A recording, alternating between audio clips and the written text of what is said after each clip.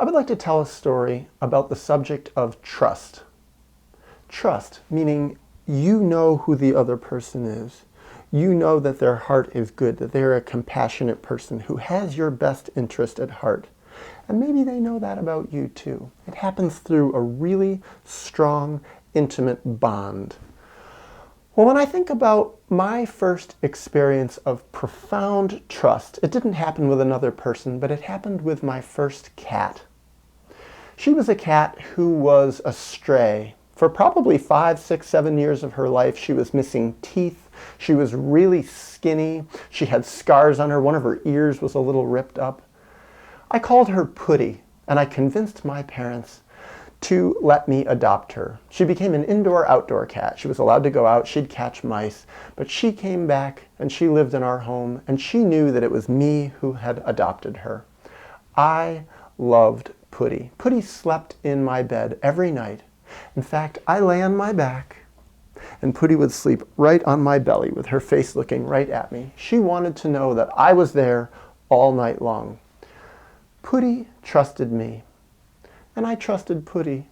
When crazy things were going on in my family, when my parents were fighting, when my parents were being mean to me, being inappropriate, violating me in all sorts of different ways, when the kids in the neighborhood were cruel and mean, when the teachers were sadistic and nasty and other kids in school were nasty, Putty was always there for me.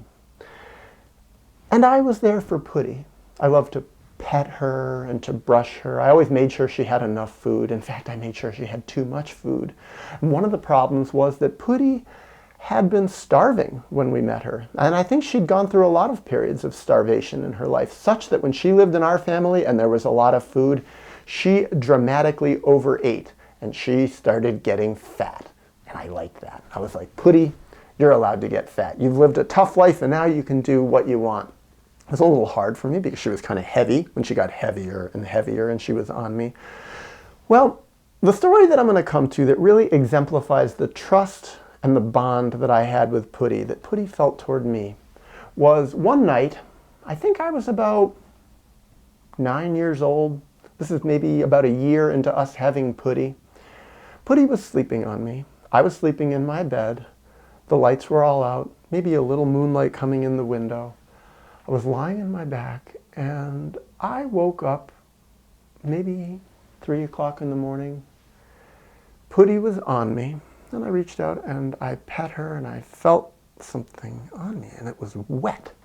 And I was like, what in the world is this? And then I realized Putty had either pooped on me or peed on me or thrown up on me. I was like, why did she do this? And I put my hand, my wet hand, to my nose and I smelled it, and it clearly wasn't cat pee and it wasn't poop, but it didn't really smell like vomit either. And I'm like, what is it? And I had a little light next to my bed and I turned it on and I realized it was blood. And I was like, what is this? And I panicked and Putty jumped to the side and I felt, and there was this lump there, and I was like, did she just vomit or poop, like bloody something on me? And I felt this lump and it moved, and then I looked at it and it was a kitten. It was a little kitten with its eyes closed, a little black and white kitten. And suddenly I realized that, completely unbeknownst to me, because Putty was so fat, she'd been pregnant. And she'd given birth to a kitten literally right on me when I was sleeping. She'd squatted down and given birth right on my chest. And there was this bloody kitten with its eyes closed, and there was Putty next to me looking at me, and I'm holding her kitten, and I put it down on my belly and she started licking it.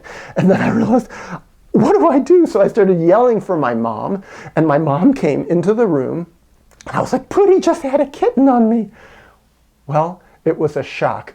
We made a little box for her and a blanket, and we put it in this big walk-in closet, and Putty instantly ran into the box, and we put the kitten in there with her.